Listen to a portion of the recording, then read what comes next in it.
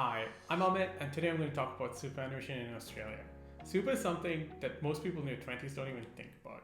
Retirement is almost 40 years away, and well, you can't access that money for a really long time, so that's probably why a lot of people don't look at the super. Every time you switch jobs, that's when you probably look at it. You get asked to nominate your existing super account or create a new super account. A good fraction of people would have no clue what the account balance is. With about $10,000 in your account, you would probably be getting about $900 of return if you had a growth of about 9% per annum. But after deducting fees and everything, you're probably looking at a return of somewhere around $750 of growth in a year. Since you can't pull out that money now, a lot of people completely ignore their super.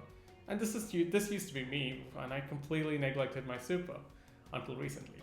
The fund I was with hardly delivered any growth from investments, and any returns I actually got was completely eaten away by fees. So I've completely lost faith in this whole super concept, and it took me a while to realize what it can actually do.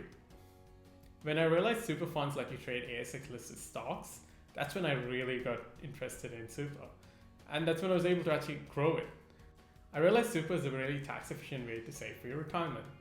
If your household expense is about $65,000 in a year, in 40 years, you require about $143,000 in a year to be able to afford the same, assuming you had an inflation of about 2%.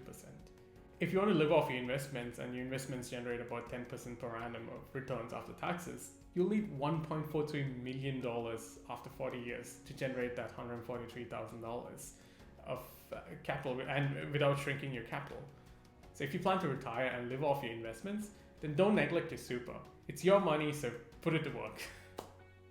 Here are a few tips that'll help you grow it faster. Number one, it's usually not a good idea to have multiple super accounts because you'd have to pay admin fees on each of those super accounts. Try using the ATO's online tool to find all super accounts and merge your accounts. Number two, a lot of super accounts come with insurance products that you get signed up for by default. Make sure you inquire about the benefits these insurance products offer you and cancel it if that's not what you're looking for. You most likely don't want to be paying for two insurance policies. Number three, if you're in a high tax bracket, salary sacrificing into your super may help you save money on taxes. I like to be in control of my money, so personally I prefer investing my super directly in individual stocks and ETFs rather than using a super account's default option like high growth or defensive. Or something like that. Some super funds just let you trade directly in ASX 200 stocks and ETFs. There's usually restrictions on how much of your portfolio you can invest in a particular stock or ETF, but at least you get to invest in the companies that you really want to invest rather than going with a default option. It's a lot simpler to manage than a self-managed super fund, and it's also a lot cheaper as well. So do your own research and sign up for a product that really works for you. In a recent study in the Forbes magazine, almost 60% of actively managed US funds underperformed the S&P 500 in 2020. I'll leave a link to the article in the description below. The reality is nobody can predict the future, including the super fund managers. So for me, staying invested, doing nothing in a bear market gave me a higher return than trying to actively buy and sell and try to beat the market. With my super accounts, I usually try to invest in ETFs that track the US S&P 500 index. Disclaimer, I'm not a professional or anything of that sort, so do your own research and consult an expert if you need to.